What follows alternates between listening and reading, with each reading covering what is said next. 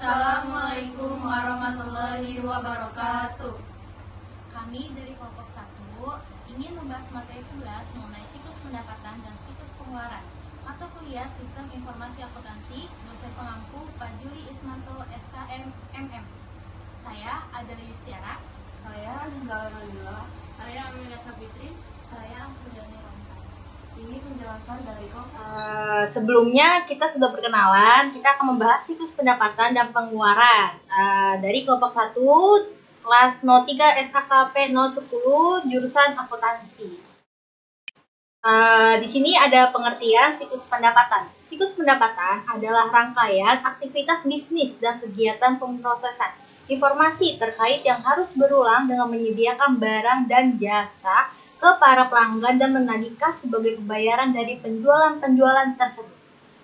Selanjutnya, menurut para ahli itu ada menurut Romney dan Steinberg 2005, siklus pendapatan terlihat seperti ini. Serangkaian kegiatan bisnis dan pemrosesan informasi terkait yang berulang-ulang melalui penyediaan barang dan jasa kepada pelanggan dan mengumpulkan uang muka untuk membayar transaksi penjualan ini. Menurut pendapat Boutner dan Hopwood, kejadian terkait dengan distribusi barang dan jasa ke entitas lain dan pengumpulan pembayaran yang sesuai.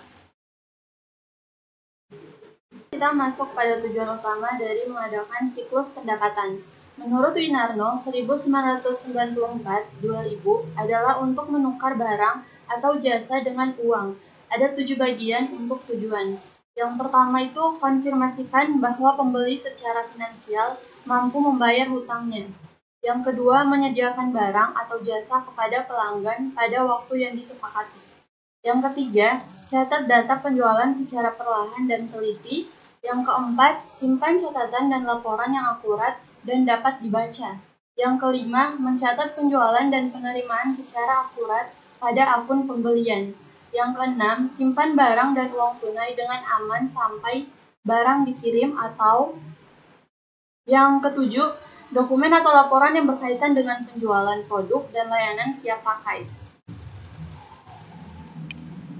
Fungsi pendapatan, menurut Romney 2005, fungsi utama dalam siklus pendapatan yaitu yang pertama, mengumpulkan dan mengolah data yang berkaitan dengan berbagai aktivitas bisnis.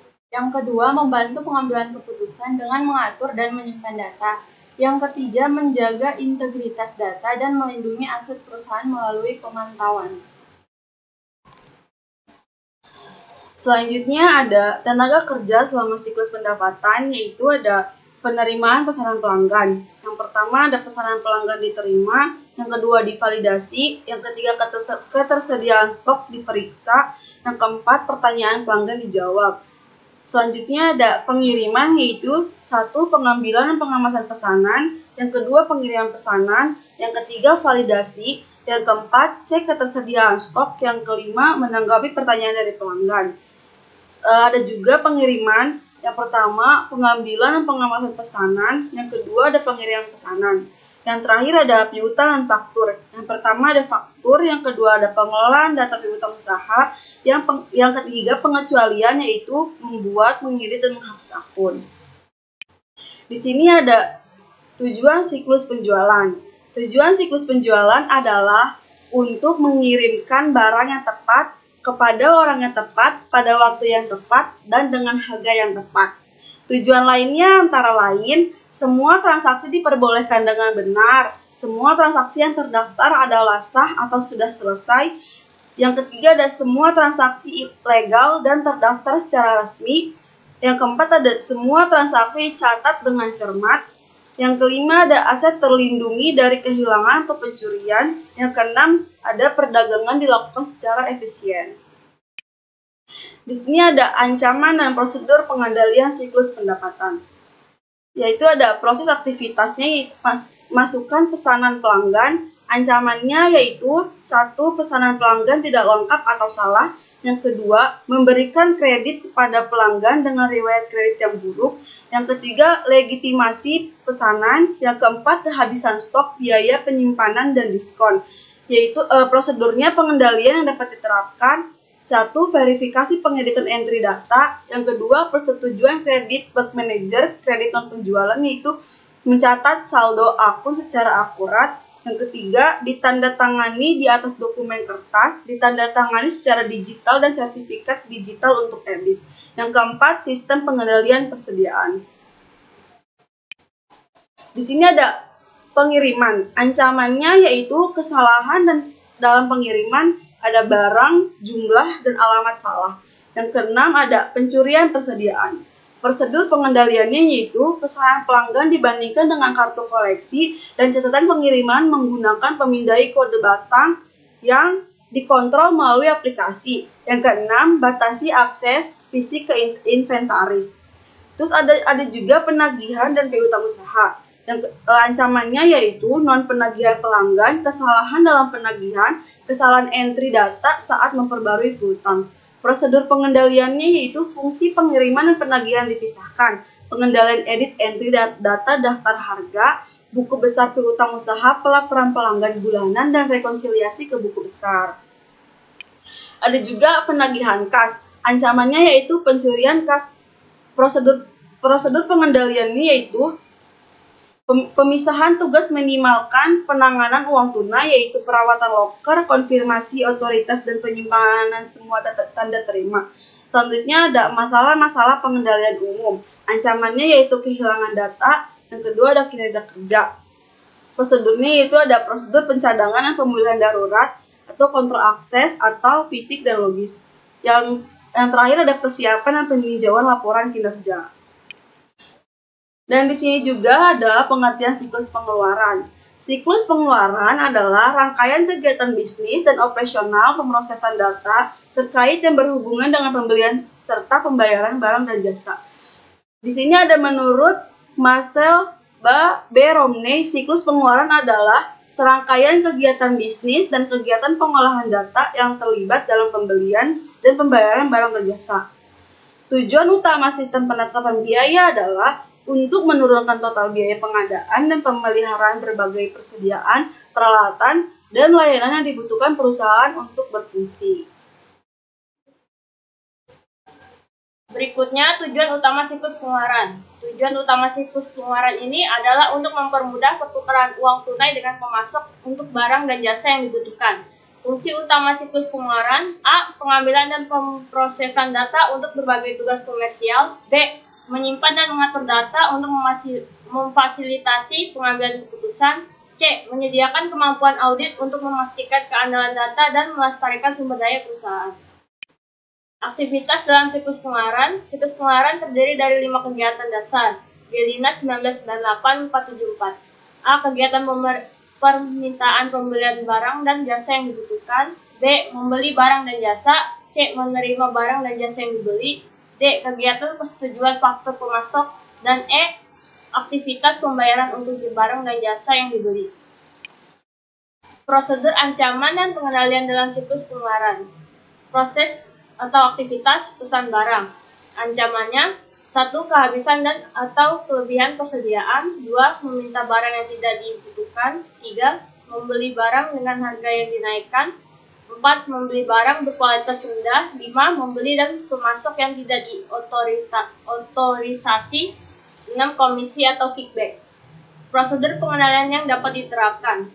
Sistem kontrol inventaris, catatan inventaris, perpetual, teknologi open source, perhitungan inventaris regular.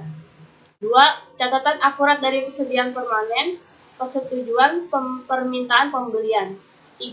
Minta penawaran kompetitif, gunakan pemasok yang disetujui, setujui pesanan, kendalikan anggaran. 4. Gunakan pemasok yang disetujui, setujui pesanan, pantau kinerja pemasok, catat anggaran. 5. Persetujuan pesanan pembelian, batasi akses ke file utama pemasok. 6. Kebijakan. Mengharuskan staf mengadakan untuk mengungkapkan kepentingan keuangan kepada pemasok, audit pemasok. Terima dan simpan barang. 7. Menerima barang yang tidak dipesan. 8. Membuat kesalahan dalam perhitungan. 9. Mencuri persediaan. 7. Minta Departemen penerima untuk verifikasi keberadaan pesanan yang valid. 8. Gunakan teknologi kode gratis catat pekerjaan karyawan, dorong untuk menghitung secara akurat. 9. Kontrol material inventaris berkala dan rekonsiliasi inventaris fisik dengan pencatatan semua pengiriman inventaris. Setujui dan bayar faktur dan vendor. 10. Gagal menangkap masalah dalam faktur vendor. 11. Membayar barang yang tidak diterima. 12. Gagal memanfaatkan diskon pembelian yang tersedia. 13. Membayar faktur yang sama 2 kali. 14. Kesalahan mencatat dan memasukkan data dalam utang usaha. 15. Menyalahgunakan kas cek EFT. 10. Faktur harus diperiksa ulang. Pekerja yang dibayar harus dilatih dan ERS harus digunakan. 11. Bayar hanya tagihan yang disertai dengan laporan penerimaan asli. Gunakan ERS dan pantau anggaran Anda. 12. Penyimpan file yang tepat, anggaran arus kas. 13. Bayar hanya faktur yang didukung oleh kumpulan dokumen asli. Batalkan kumpulan dokumen saat check out. Gunakan ERS. Kontrol akses ke file induk pemasok. 14. Kontrol pengeditan berbagai entry dan penanganan data. 15. Batasi akses ke cek kosong, mesin penanganan cek, dan terminal surat EFT. Misalkan, tugas antara hutang dan kasir, rekonsiliasi rekening bank orang secara independen dari proses pencairan, alat untuk melindungi cek, termasuk pembayaran aktif, tinjauan rutin, transaksi EFT. Pengendalian umum. 16. Kehilangan data. 17. Kinerja kurang baik. 16. Buat cadangan dan rencana pemulihan bencana. Kelola akses fisik dan logis. 17. Menyiapkan dan secara berkala memeriksa laporan kinerja yang relevan. Di sini kita mengambil studi kasus yaitu PT Unilever Indonesia.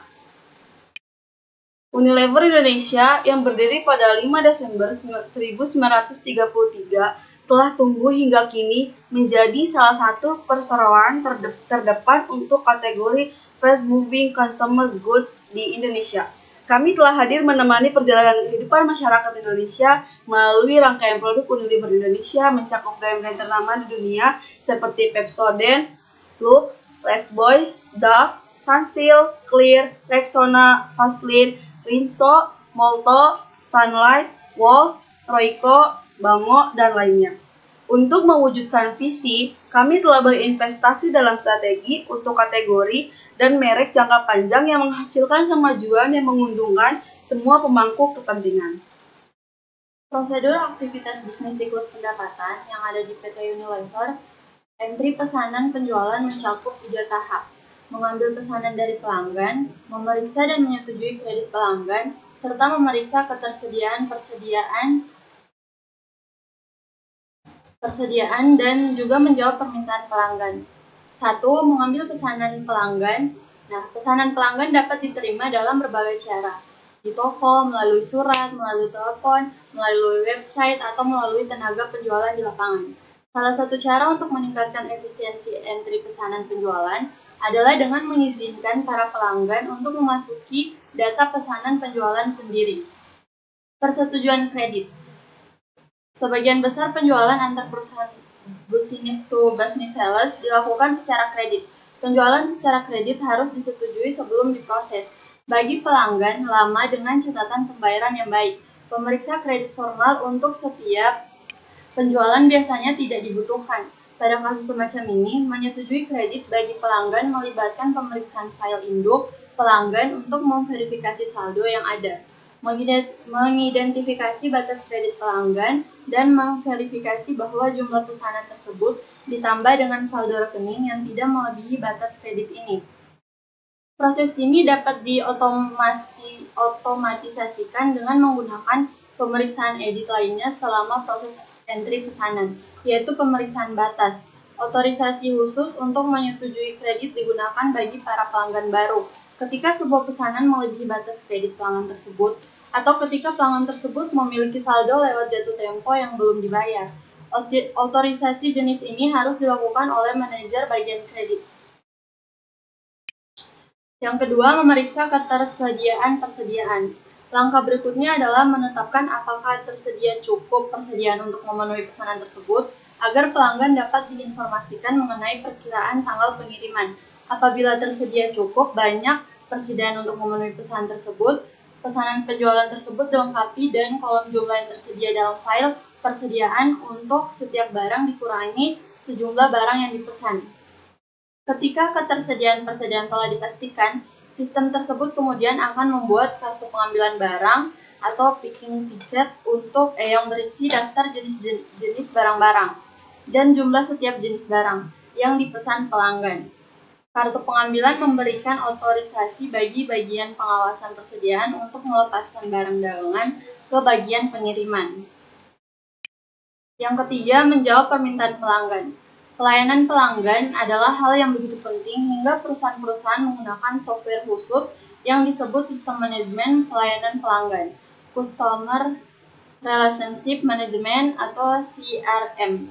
Untuk mendukung proses penting ini, sistem CRM membantu mengatur data terinci mengenai para pelanggan hingga data tersebut dapat digunakan untuk memfasilitasi layanan yang lebih efisiensi serta personal. Tujuan dari SRM ini adalah untuk mempertahankan pelanggan. Sistem CRM seharusnya dilihat sebagai suatu cara untuk meningkatkan pelayanan pelanggan yang diberikan. Tujuannya adalah untuk mengubah pelanggan yang loyal menjadi pelanggan yang puas dengan cara memperdalam hubungan tersebut.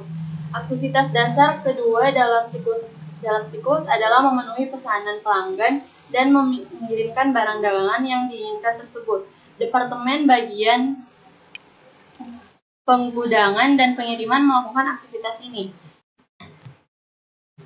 Adapun proses tersebut terdiri dari 2 tahap. Yang pertama, mengambil dan mengepak pesanan.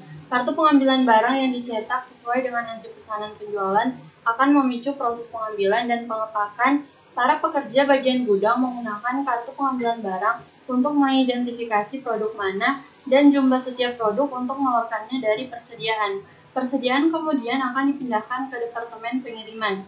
Sistem gudang otomatis tidak hanya memotong biaya dan meningkatkan efisiensi dalam menangani persediaan, tetapi juga memungkinkan pengiriman yang lebih responsif ke pelanggan. Yang kedua, mengirim pesanan. Departemen pengiriman membandingkan perhitungan fisik persediaan dengan jumlah yang ditunjukkan dalam kartu pengambilan barang dan dengan jumlah yang ditunjukkan dalam salinan pesanan penjualan yang dikirim secara langsung ke bagian pengiriman dari entry pesanan penjualan. Dokumen pengiriman adalah kontrak legal yang menyebutkan tanggung jawab atas barang yang dikirim. Departemen pengiriman menyimpan salinan kedua dokumen pengiriman untuk melacak dan mengkonfirmasikan pengiriman barang ke kurir tersebut. Salinan lainnya dari dokumen pengiriman dan slip pengepakan dikirim ke departemen penagihan untuk menunjukkan bahwa barang tersebut telah dikirim dan faktur penjualan harus dibuat serta dikirim. Kurir tersebut juga menahan satu salinan dokumen pengiriman untuk catatan mereka. Nah, di sini ada diagram siklus pendapatan. Nah, diagram siklus pendapatan ini keluarnya tuh penyimpanan, terus ke bank, dari bank laporan masuk lagi ke siklus pendapatan. Terus ada dokumen pengiriman ke kurir, terus dokumen pengiriman dan slip pengepakan ke pelanggan. Langsung ke permintaan pesanan, pembayaran, dan ke siklus pendapatan. Lalu ke kebutuhan atas produksi dan pembelian, ke siklus produksi, ke informasi tentang keberadaan barang, siklus pendapatan, komisi, siklus manajemen sumber daya manusia.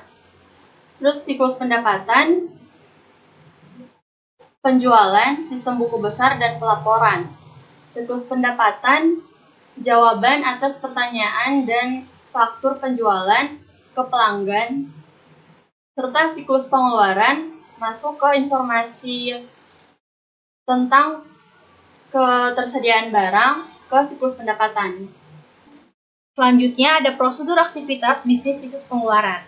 Ada 5 aktivitas dasar dalam siklus pengeluaran Gelina 1998-474, yaitu sebagai berikut.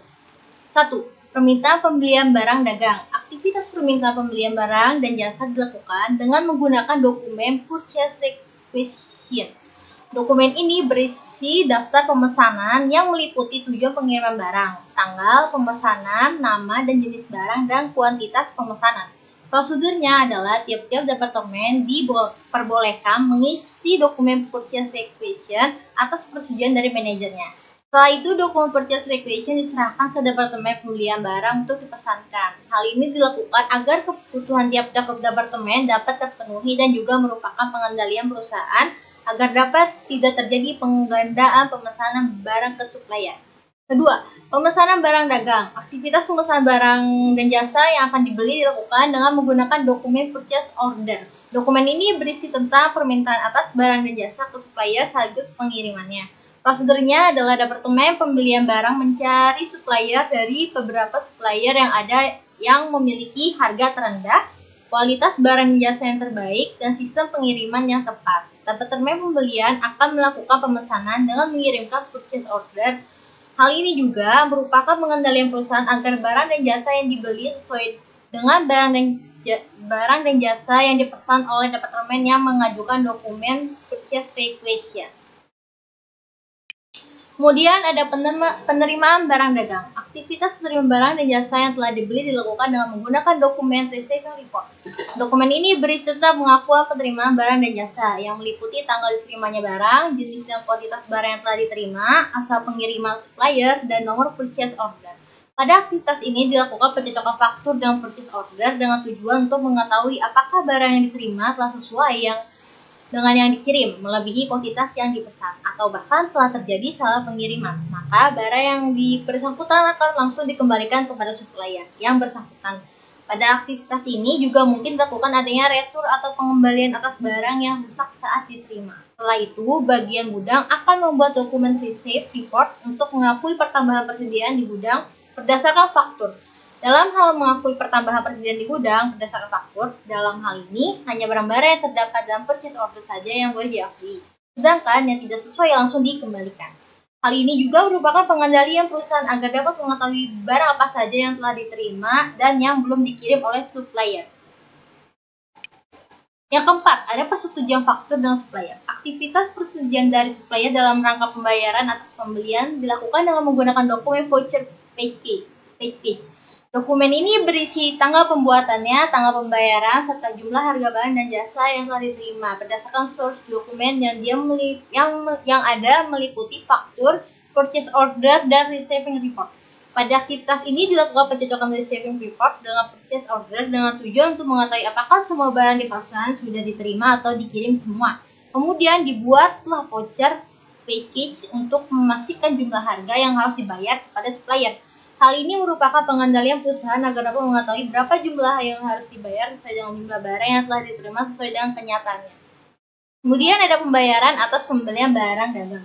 Aktivitas pembayaran atas pembelian barang jasa yang telah dilakukan dengan menggunakan dokumen pengeluaran kas. Dokumen ini berisi tanggal pembayaran, jumlah harga yang harus dibayar, beserta nomor faktur pada saat jatuh tempo pembayaran. Pihak supplier akan menagih perusahaan sesuai dengan dokumen voucher package. Hal ini merupakan pengendalian perusahaan agar dapat mengetahui jumlah pengeluaran kas perusahaan. Berikut ada siklus diagram pengeluaran. Di sini terdapat pemasukan dari siklus pendapatan, kemudian ada pemesanan kembali, kemudian masuk ke siklus pengeluaran, kemudian ada dari siklus pengeluaran, kemudian penerimaan barang masuk ke siklus pendapatan. Kemudian ada pengendalian persediaan, kemudian kebutuhan pembelian masuk ke siklus pengeluaran. Dari siklus pengeluaran kemudian ada penerimaan barang dan masuk ke pengendalian persediaan. Dari berbagai departemen kemudian masuk ke kebutuhan pembelian dan masuk ke siklus pengeluaran. Setelah itu ada juga penerimaan barang masuk ke berbagai departemen. Setelah itu ada siklus produksi yang masuk yaitu kebutuhan bahan baku yang mengarahkan ke siklus pengeluaran, kemudian dari siklus pengeluaran ke penerimaan barang masuk ke siklus produksi. Selanjutnya ada data pembelian dan pembayaran masuk ke buku besar dan sistem pelaporan. Kemudian ada siklus pengeluaran, kemudian pembayaran dan masuk ke vendor. Setelah itu dari siklus pengeluaran pesanan pembelian masuk vendor, kemudian dari vendor ada faktur penjualan ke siklus pengeluaran. Setelah itu dari vendor juga ada pengiriman barang dan jasa, kemudian masuk ke siklus pengeluaran. Sekian, terima kasih.